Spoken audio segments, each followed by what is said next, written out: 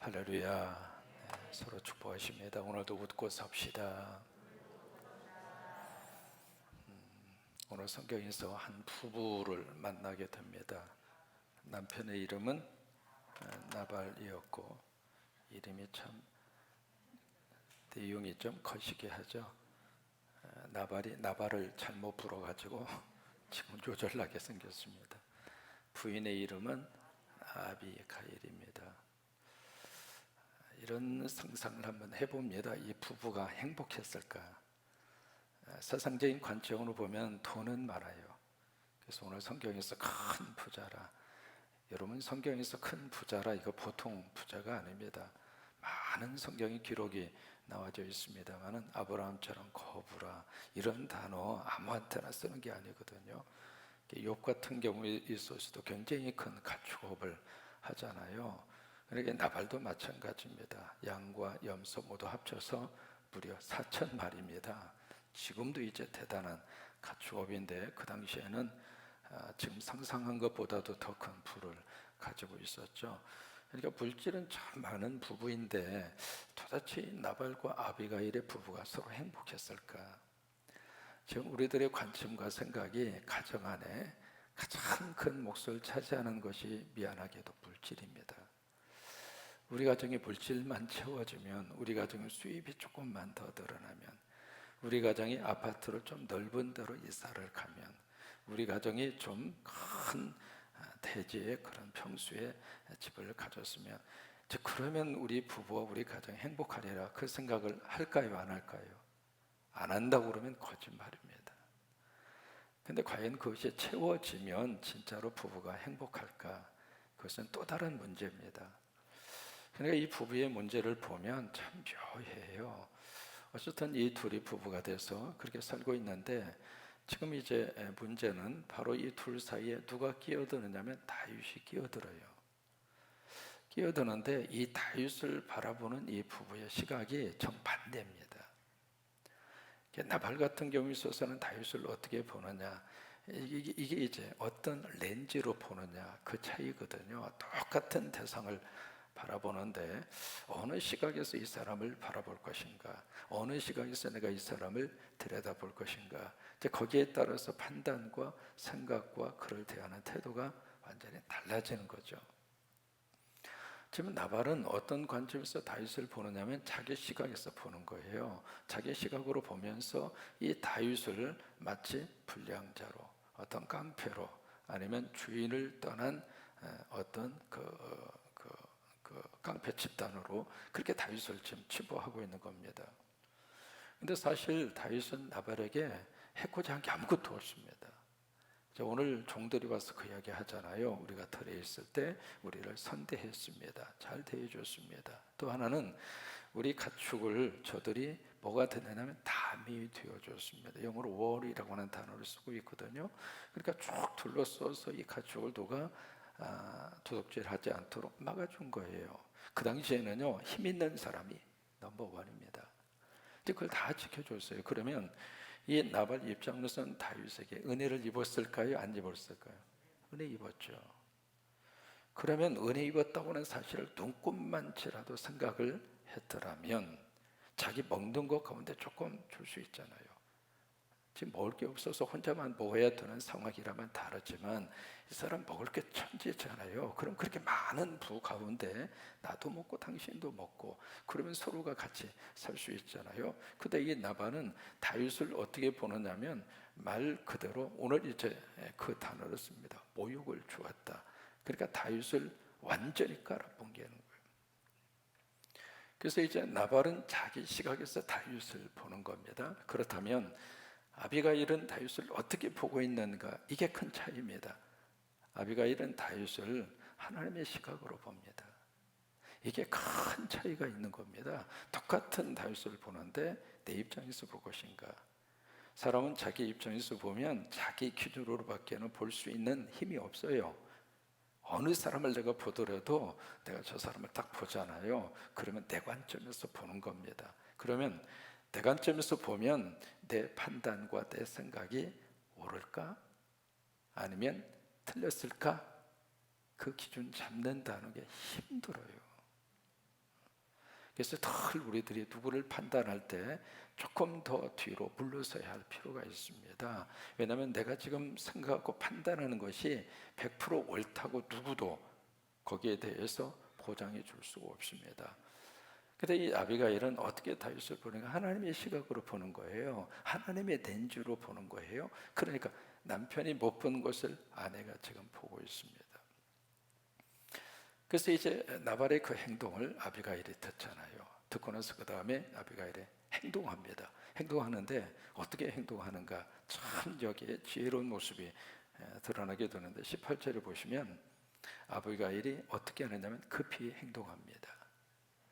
이 상황을 들은 다음에 내가 기도해 보고, 그러고 나서 내가 좀 생각을 해보고, 내가 좀 판단을 해보고 해서 이것을 자꾸 시간을 미룬다고 생각을 해보세요. 그러면 이미 다윗은 군대를 출전시켰고, 이미 시간이 지나면 점점 극한 상황이 벌어질 수밖에 없잖아요. 급할 때는 급하게 판단하는 거예요. 좀 시간적인 여유가 있을 때는 깊이 생각을 하지만 지금 이 상황에서는 그렇게 생각할 여력이 없거든요. 그러니까 아비가일이 급히 서둘러서 이 일을 무마하기 위해서 지금 행동을 하고 있습니다. 고대 사회에서요, 여자가 남자 일들에 끼어든다고 하는 것은 목숨을 거는 일이에요. 지금이야 이제 여자분들이 많이 활동을 하고 여성의 권위와 여성의 인권이 지금 어느 정도 회자가 되고 여성의 사회적인 지위를 갖게 된 것이 20세기입니다. 얼마 안 됐다 그 말이에요. 지금 태어나서 여러분들 여성분들 사는 것을 감사하셔야 됩니다. 이게 19세기만 하더라도 벌써 여성은 인권이 없습니다. 인권이 뭡니까? 성서시대만 하더라도 여성은 인간 취급을 받지를 못했어요. 그러니까 여성은 단지 하나의 물건이었을 뿐이고요, 여성은 단지 종족 보존을 위한 공장에 불과했다 그 말이에요. 그러니까 남자들 일에 여성이 끼어들면 안 됩니다. 근데 참 감사한 것은 이미 성서시대에 하나님께서는 인간을 어떻게 보셨는가? 남자와 여자로 똑같이 보신 거예요. 여러분, 이것이 복음입니다. 그러니까 하나님은 남자도 귀하게 보셨지만 여자도 똑같이 그렇게 귀하게 보시는 거예요. 그래서 그 복음을 접촉한 그 여성들이 특별히 복음 앞에 더 많이 몰려든 거예요. 왜? 예수님이 좋은 거예요. 그렇게 대접을 받아본 적이 없거든요. 그렇게 대접을 해주는 사회적인 분위기가 전혀 아니었거든요. 그때 예수님은 남자나 여자나 사랑해주고 보다듬어주고 그렇게 인정해주고, 그게 너무 감사한 거예요. 여러분, 막달라 마리아 모든 제자들이 다 십자가 뒤에 두고 다 도망갔어요. 그러나 그 자리에 끝까지 서 있었던 여성 중에 한 분이 막달라 마리아예요. 왜 그래요? 7 귀신 들렸거든요.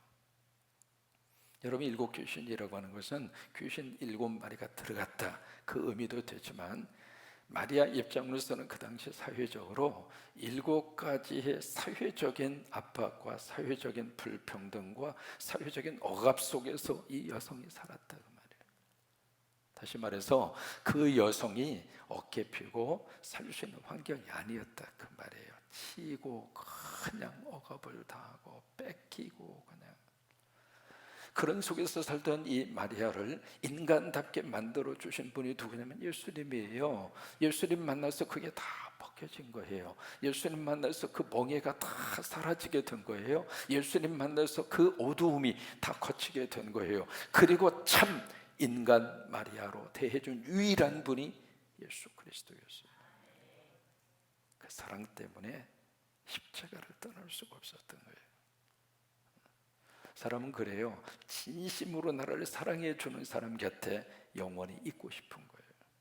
마리아의 심정이 그런 심정이었거든요. 그러니까 이 여성이 남자들 일에 끼어들 수 없는데 이 아비가일이 여기서 지금 두고 보면 다 죽잖아요. 그래서 아비가일의 즉시 여기에 많은 것을 준비를 합니다. 근데 이게 준비하는 것을 보면서 언제 이렇게 많이 준비했을까 싶을 정도로 18절에 보시면은 많은 것들을 급하게 준비를 합니다. 여러분, 이것이 뇌물일까요? 애물일까요? 여러분, 뇌물과 애물은 다릅니다. 성경에서는 뇌물은 절대로 금합니다. 그러나 여기서 아비가일이 준비한 것은 뇌물이라기보다는 뭐냐면 애물입니다. 왜요? 남편이 한 짓이 있잖아요. 그리고 이 다윗과 이 600명이 자기의 집을 위해서, 자기의 재산을 위해서 뭔가 호의를 베풀어 준 게 있잖아요. 은혜를 베풀어 준 게 있잖아요. 거기에 대한 고마움의 보답이라 그 말이에요. 그러니까 아비가일의 이것은 뇌물이라기보다는 애물이었다 그 말이에요. 그렇게 해서 이제 쭉 가는데 19절에 보시면 두 번째 이 아비가일의 지혜를 볼 수 있습니다. 19절에 보시면 남편 나발에게 말을 해요, 안 해요? 안 합니다. 부부지간에 서로 비밀이 없어야죠. 부부지간에는 모든 것을 다 꺼내놓고 이야기를 해야죠. 그런데 그게 과연 정답일까? 내 속에 있는 감정이라든지 내 속에서 뭔가 이렇게 애매한 문제라든지 그런 것들을 부부지간에 다 이야기한다고 해서 부부의 관계가 더 행복하고 하나가 될까? 부부학의 관점에서는요, 아비가일이 남편을 속인 거란 말이죠. 어떻게 부인이 남편을 속일 수 있느냐고요. 그것도 지금 양도 5마리나 잡아가지고 가잖아요. 그럼 재산의 어느 한 몫을 지금 가지고 가는 건데 어떻게 여자가 남편 몰래 그렇게 할 수 있겠느냐, 그런 이야기를 할 수 있는데 여기 아비가일은 남편에게 말 안 했어요. 만약에 말했다고 가정을 해봐요. 남편이 가만히 있겠습니까? 하라고 내버려 둘까요? 그러면 이 문제가 어떻게 될까요? 더 커집니다. 이게 부부의 관계라고 하는 게 참 여러 가지 많은 것을 생각하게 합니다. 뭐냐면 말해서는 안 되는 부분에 대해서는 내 속에 담아놓고 살아야 돼요.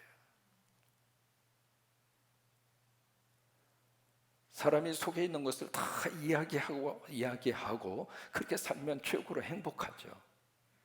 그렇다고 해서 여러분 나름대로 비밀을 간직하고 사세요, 그런 의미는 아니죠.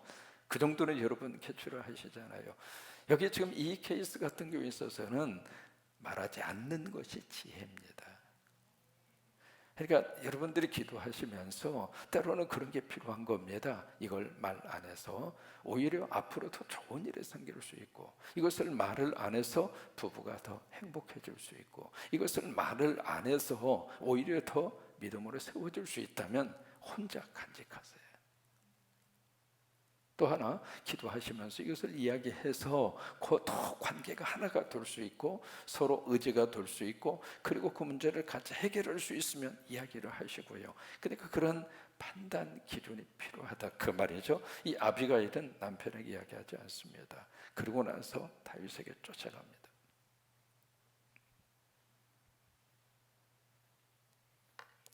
이미 다윗은 많이 지금 거기에 거의 도달을 합니다. 그러면서 여기에 20절에 보시면 다윗이 이미 선포를 한 겁니다. 선포를 하고 지금 다윗이 이제 공격하기 위해서 들어오잖아요. 22절에 보시면 다윗이 얼마나 지금 화가 났는지 몰라요.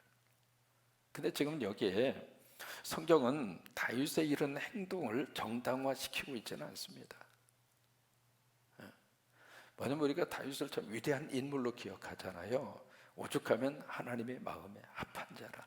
성경에 딱 한 번 나오는 인물이 다윗입니다.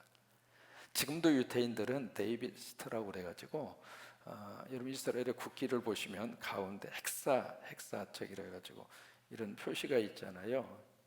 이게 유대인의 그 국기에 있는 딱 그 별 표시 있잖아요. 이것을 다윗의 별이라고 그러거든요.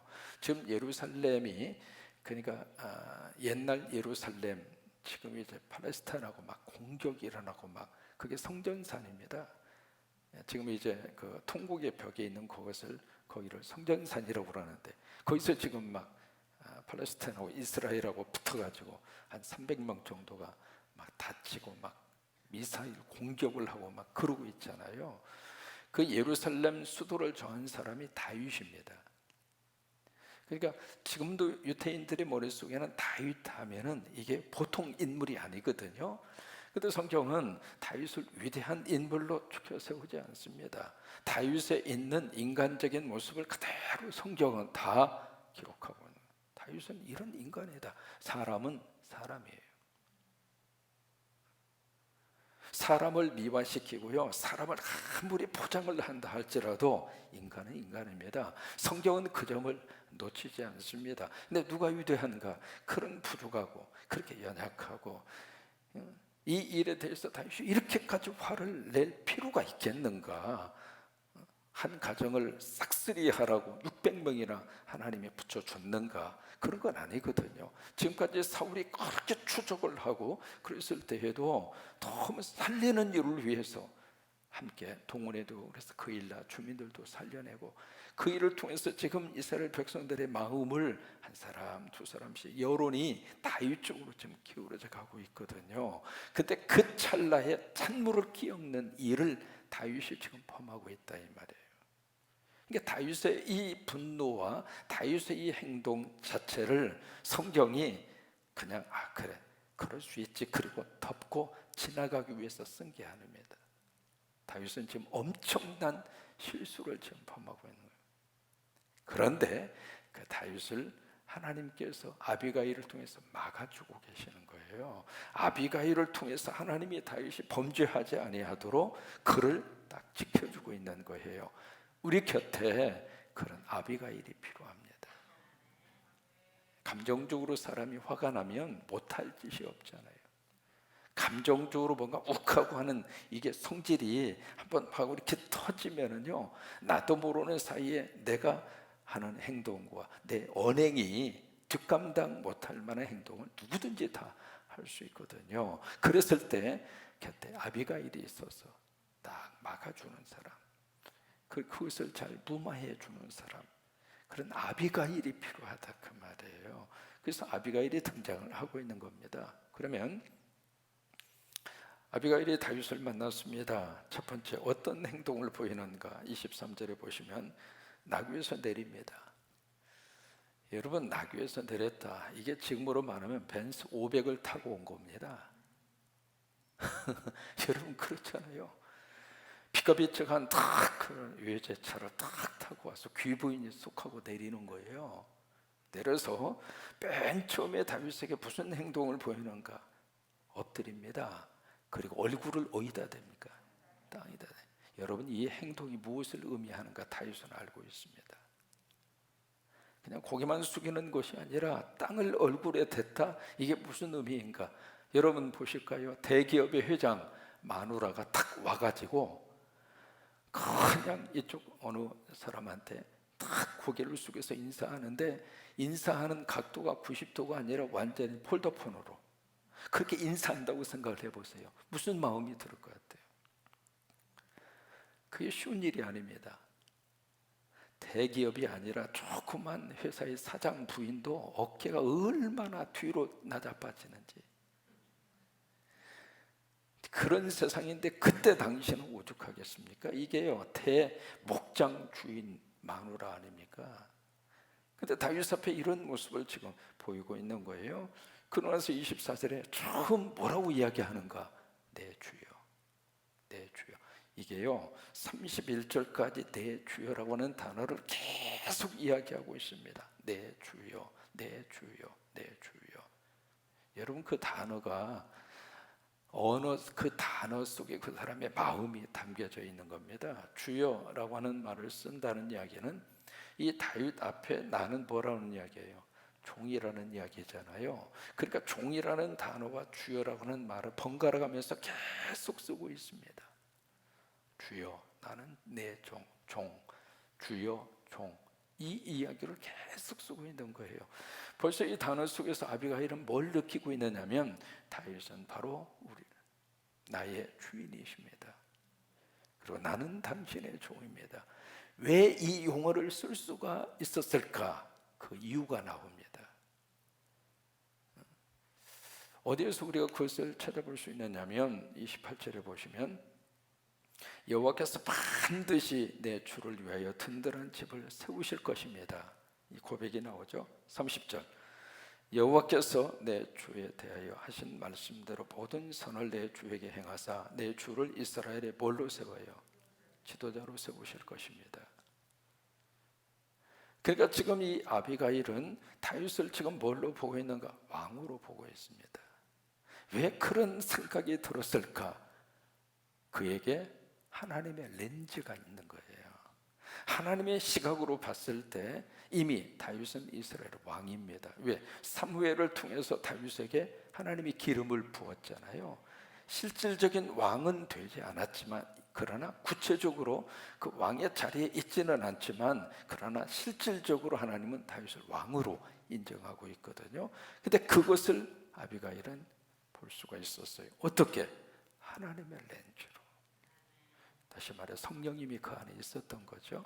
성령이 있었으니까 그런 판단을 할 수 있는 그런 시각이 열려지게 된 거죠. 그래서 결국 그러니까 왕이니까 주가 되는 거예요. 그리고 왕이니까 나는 왕의 종이 되는 거죠.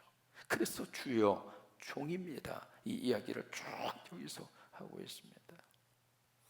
또 하나 이 아비가일에서 하나님의 렌즈라고 하는 것을 볼 수 있는 게 있습니다. 여기 이제 쭉 31절까지 구구절절 이 다윗에게 아비가일이 설득을 하는 겁니다. 뭐냐면 그 사람 이름이 오죽하면 나발이라고 지었겠어요.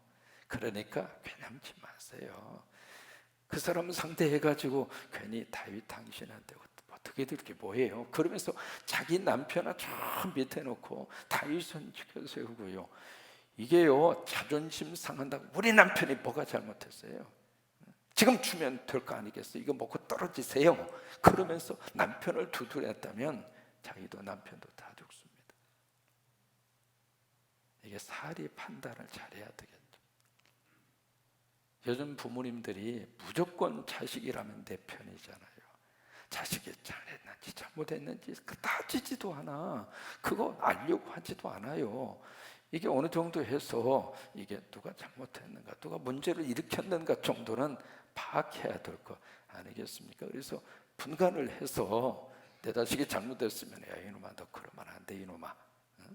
그러면서 뭔가 이렇게 아이들도 좀 생각할 수 있도록 그런 걸 해줘야 되는데 그런 과정을 생략을 해버리는 거예요. 무조건 그냥 내 자식이라면 무조건 다 100% 오라. 남의 자식 100%다 틀리고. 내 아내, 내 남편이 한 행동은 무조건 다 옳다는 거예요. 어떻게 그런 게 있습니까? 이게 어느 정도 판단력이 좀 있어야 될 거 아니겠어요? 그렇게 해서 이제 가닥을 좀 잡아서 좀 뭔가 실수한 것에 대해서는 남편이 실수한 것에 대해서 용서를 구하지 않았다면 아내라도 미안하다고 죄송하다고 풀으세요. 그리고 풀도록 만들어줘야 되는데 무조건이라고 하는 단어를 내 가족에게 그렇게 씌워가지고 그렇게 일을 처리하려고 그러면 일을 처리하는 것이 아니라 일이 더 꼬여가는 거예요. 아비가일이 왜 지혜로울까? 그래서 이 다윗의 마음을 지금 풀어주고 있는 거예요. 그리고 남편도 지금 잘못했잖아요. 내가 이 일을 계속해서 아비가일이 그렇게 말합니다. 내가 알았더라면 나는 그렇게 당신 박대하지 않았을 거라고. 죄송하다고. 그리고 내가 지금 하나님께서 당신을 통해서 하실 일이 무엇인가라고 하는 것을 알고 있는데 나발을 침으로 인하여 보복하는 실수를 범하지 않으셨으면 좋겠다고. 그것은 하나님에게 맡기시라고. 그렇게 나가는 거예요. 그래서 여러분 이 아비가일이 이 쭉 14절에서 31절까지 쭉 설득을 하는데 여호와라고 하는 단어를 8번 씁니다. 여기에서 다윗이 마음이 풀어진 거예요. 하나님, 하나님, 하나님, 하나님 쭉 이야기를 하니까 감정이 꼭대기까지 올라갔던 이 다윗이 스르르 이렇게 눈 녹듯이 그 감정이 녹아지고, 또 하나 결정적으로 다윗의 마음이 풀어졌던 이유는 당신은 장차 이 나라의 왕이 될 것입니다. 그거예요. 그래서 풀어진 거예요. 아비가일은 두 사람을 살립니다. 남편도 살리고 다윗도 살립니다. 그래서 아비가일은 멋진 살림꾼이 됩니다. 그죠? 우리 안에 아비가일의 은혜가 그대로 넘치게 되기를 주의 이름으로 축원합니다.